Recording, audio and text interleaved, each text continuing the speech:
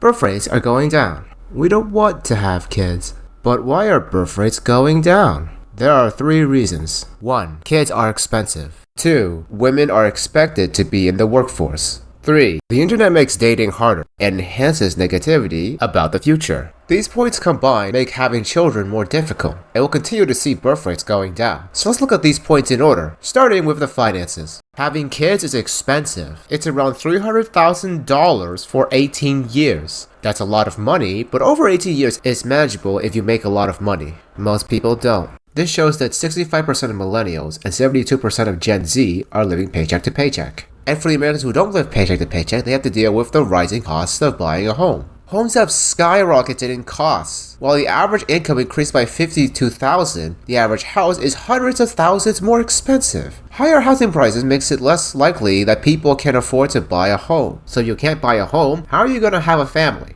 A home allows you to have privacy, and you can just stay at your home for as long as you want. You don't have a fear of an eviction, unlike when you're renting, where there's a possibility that you just get evicted. The cost of a kid impacts Americans the most, but birth rates in Nordic countries are also being lowered. Sure, they have increased housing costs, but so does everywhere else. And if the cost of the kid is the only reason, then their birth rate should be higher, but they're similar or lower to Americans. Which brings me to my second point. Women are expected to be in the workforce. Before, women were expected to be stay-at-home moms. Now they're expected to be in the workforce. While this data is only in the US, this is a global trend, or more precisely, an expectation. More rights are good, but that doesn't mean they don't affect the world. Getting a college education to go to work means that the cost of not working is higher, which discourages kids. Because investing years of your life into getting a job makes giving up that job a hard decision. The theme of this point is choices. You don't need to be married and have kids now. This is why marriage rates have been trending downwards. But Tep, why do you use American data? Guys, America is the only country. Come on, it's common sense. Speaking of America, some people have beliefs and values that you should have children. America's political divide shows that these beliefs impact birth rates. I'm not saying one side is better or worse, I'm just trying to explain why America has similar birth rates to the Nordic countries, since the EU have less conservatives. More women being in the workforce explain why Japan and South Korea's birth rates are low. In Japan and South Korea, you are expected to work a lot of overtime hours. In those countries, the culture is more collectivist, meaning they see themselves as part of a group. So working hard is seen as good for the country.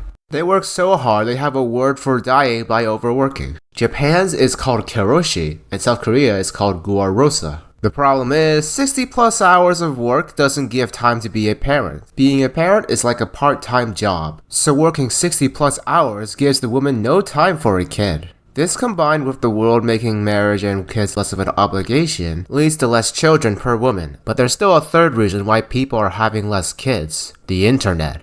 Join me next week to see why the internet has made dating worse and the future less appealing. Thanks for watching, and date the sub button.